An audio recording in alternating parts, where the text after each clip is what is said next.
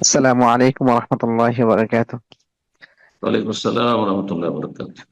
শাইখ, বাংলাদেশ থেকে বলছি।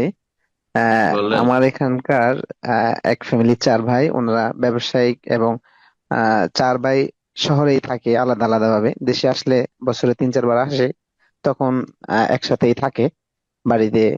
কিন্তু ওনারা কোরবানি করে চার ভাই মিলে একটা পশু। তো এখন যার টাকা বেশি উনি একটু বেশি দেয়, যার ব্যবসা বাণিজ্য টাকা কম উনি একটু কম দেয়। সেক্ষেত্রে হুম, এটা বৈধ হবে কিনা? জি, তারা যখন কোরবানি করে বাড়িতে এসে তখন একসাথে করে, কিন্তু এমনি আয় উপার্জন করে অন্য জায়গায় থাকে। বাড়িতে যখন দেশে থাকে তখন একে অন্যে খাওয়া দাওয়া করে না, আলাদা আলাদা সংসার তাদের? না, একই সাথে বাড়িতে, বড় বাড়ি আছে, একসাথে বাড়িতে একা, মানে সবাই একসাথে থাকে বা যখন না, বাড়িতে একই আসে। অন্য, একই অন্যে আছে। একটা গরু যদি দেয় আর তাতে তারপরে সমান সমান দেওয়া কোনো শর্ত নাই। যদি একজন ভাই গরিব হয়, দুজন গরিব হয়, বলে তোমরা কিছু দিও না, আমরা দিয়ে দেন, সবার পক্ষ থেকে হয়ে গেল, জায়েজ আছে, কোনো অসুবিধা নেই।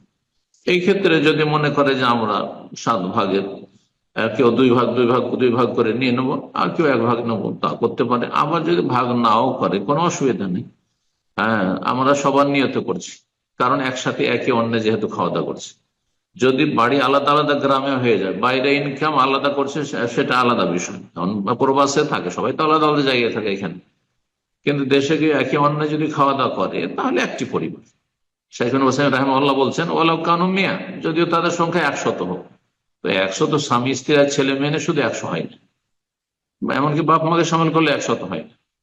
তা নিশ্চয়ই ভাই বোন তারা যদি একে অন্যে থাকে তাহলে একটি পরিবার, একটি আহলে বাইত।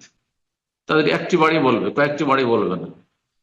হ্যাঁ, আলা আলা নবী সাল্লাল্লাহু আলাইহি ওয়াসাল্লামের হাদিস, আলা কুল্লি আহলে বাইতিন ফি কুল্লি আমিন উযহিয়া, প্রত্যেক পরিবারের উপর, আহলে বাইতের ওপর, বাড়িওয়ালার ওপর প্রতি বছরে একটি করে উযহিয়া কোরবানি রয়েছে। সুতরাং একটি কোরবানি যথেষ্ট। একটি গরু হলে ভালো, তার চাইতে ভালো হচ্ছে উট হলে ভালো গোটা।